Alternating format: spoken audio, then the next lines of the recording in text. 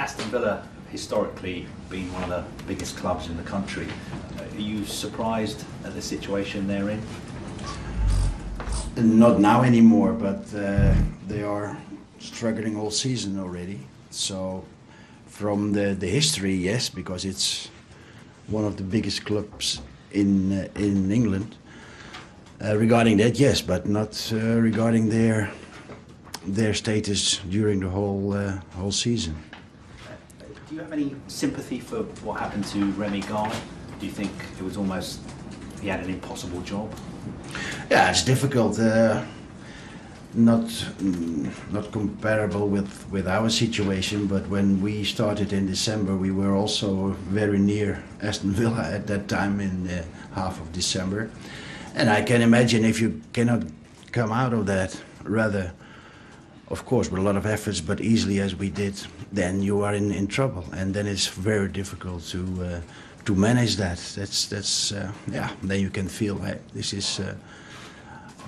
Unfortunately, I haven't had that experience, but I can imagine that it might, it might damage the team and the confidence of everyone.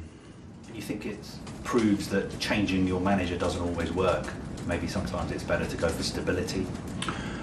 Well, in most of the big clubs, but there's a lot of emotion going on always in football. I think it's very important to have consistency, stability in clubs, and not just after one loss point to the manager, but see what if you are stable in your philosophy and your strategy to buy and sell players.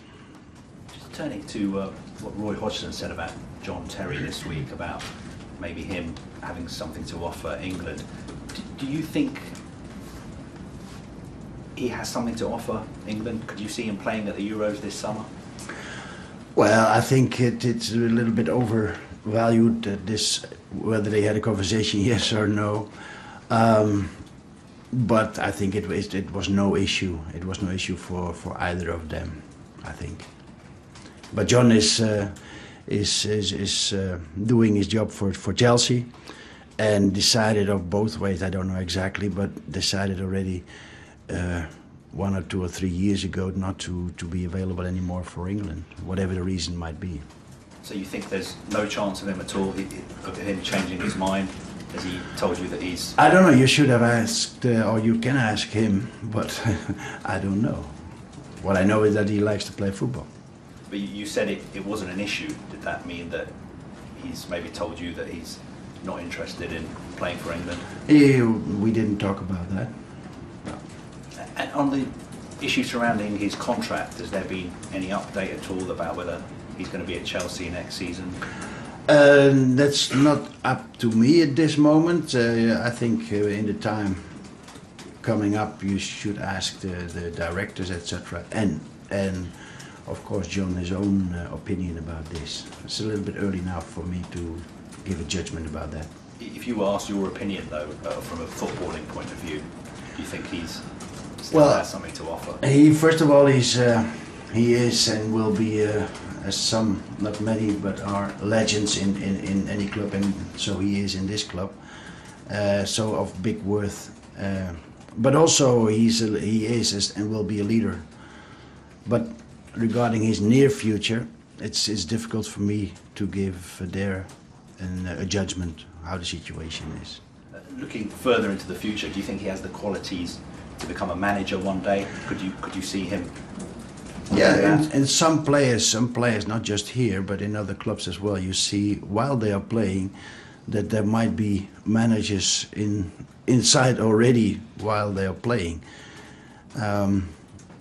And you see that most of the time in the midfield positions or in the centre backs positions where they are playing, that you see these guys are already leaders in the team, which I think, and I liked it always as a manager, to have players who can, with your plan, your game plan, to have it executed on the pitch. Because sometimes I think we managers think that we can manipulate any second of the game, which is not true.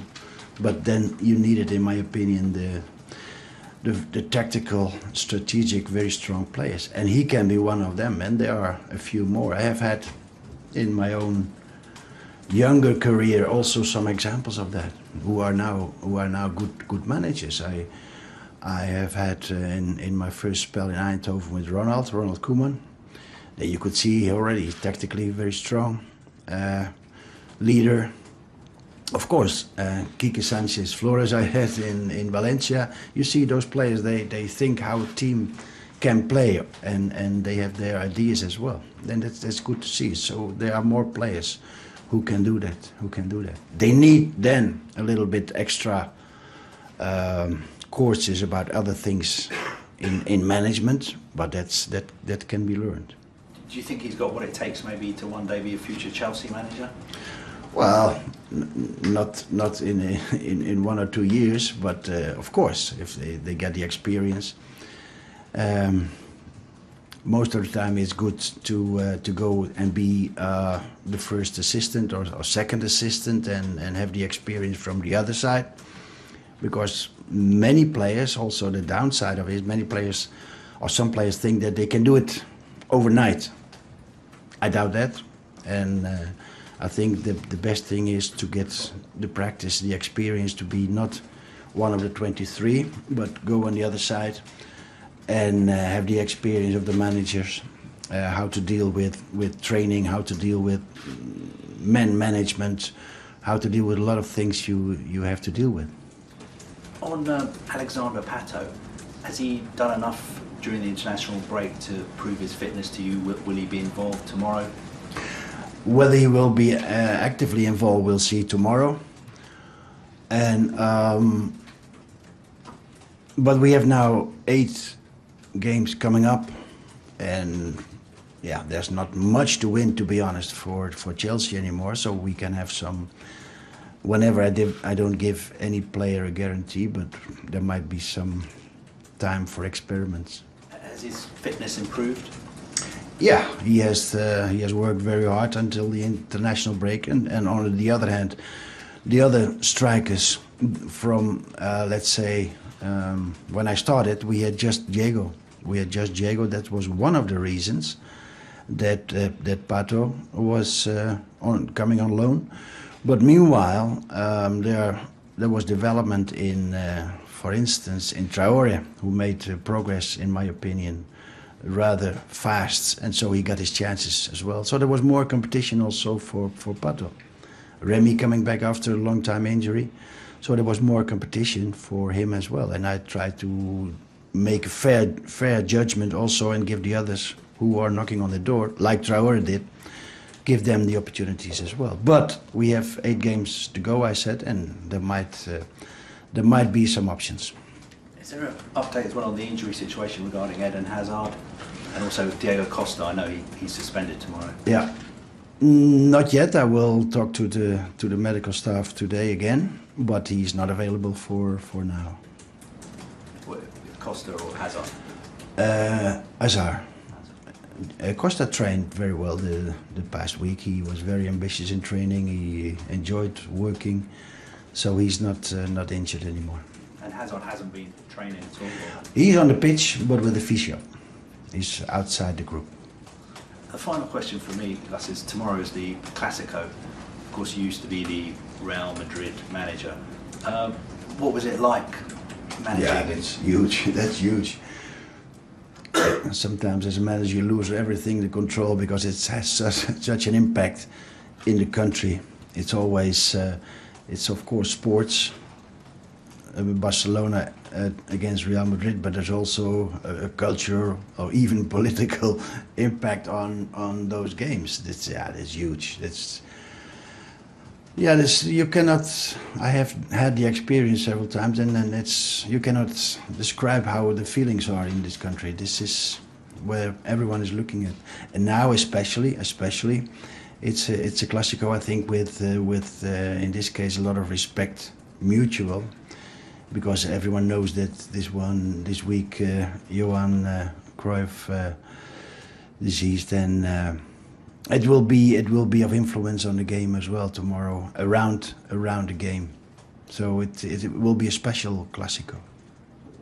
course, there's been a massive outpouring of grief and emotion since Johan Cruyff died. How would you describe him as a player? Where would you put him in the list when you compare? Well, he's in the top 3, top 4 of players. In his way of playing,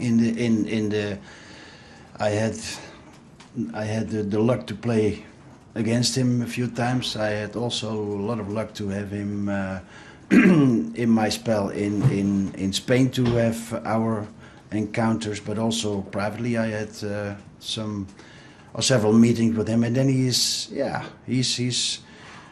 renewed the way of playing, and he renewed the way of thinking about football for managers, and that's nice. And on top of that, he's a very relaxed and very accessible person, not just for people who are in the business, but what I liked very much, that he was very accessible, because I observed it every now and then when big names are approached by let's say unknown people, that some are on distance. He always has his word, and it was accessible for everyone. That's made him, for me, very, very, very sympathetic.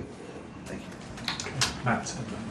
Guus, what are your thoughts on Thibaut Courtois' comments in the international break? He said he couldn't guarantee that he will be at Chelsea next season. I don't know if he has said, I haven't read it, but I think formally he's under contract, and what I know from him, that he is and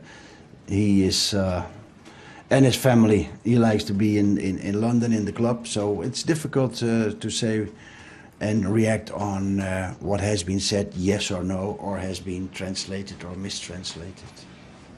It possibly is indicative of uncertainty amongst the playing squad, though, with no new manager in place yet and no Champions League football next season. Do you understand, if he has made those comments, why he made them?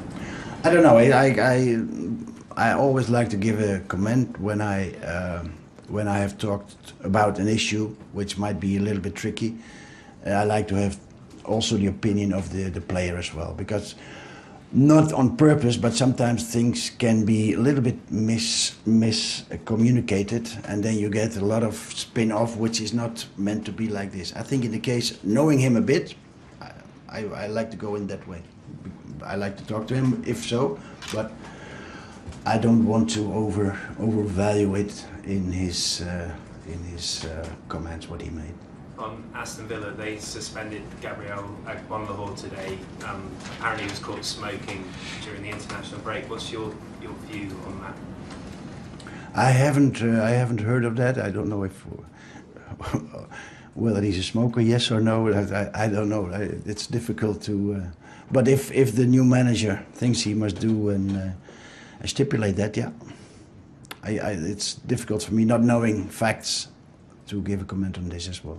And what can Chelsea achieve in the next 8 games? You've talked of just doing as well as you can, but what can you achieve? Yeah, I think what I said before, when it's difficult to get the targets which you have set, or which one have set in the beginning of the season, is not accessible, not even Champions League position. Then I think, and also not to neglect the facts of FA and the Champions League, then I think there's one thing in always for me, but one thing coming up in this is the joy and the pride to play for still a big club. And I think the players, they must show, and they show what I see in training. There's no player who says, I'm not motivated, I couldn't stand that, but I see all the players now they're coming back now, even today, the Brazilians, they like to play. And I think we have to have the obligation, but not by obligation, but also by heart, to give what they have for the rest of the season to the club. And the last one for me, the players that have flown back from far-flung destinations, will they be able to play at 12:45? Today that's difficult. We have all the players coming in the past days. Today came in Oscar, Traore and William, even one day before the game. So we'll see how they are in their fitness and their freshness. But after a long journey, we'll see if they are available tomorrow. We'll know that after or tomorrow morning. Thank you. Yes. Hi. Struggling clubs sometimes, when they've got a new manager in charge, can have a bit of a boost, albeit maybe even temporarily. Do you expect that from Villa tomorrow? I expect that tomorrow. Yeah, I expect that tomorrow. Even I saw part of the last game of Aston Villa.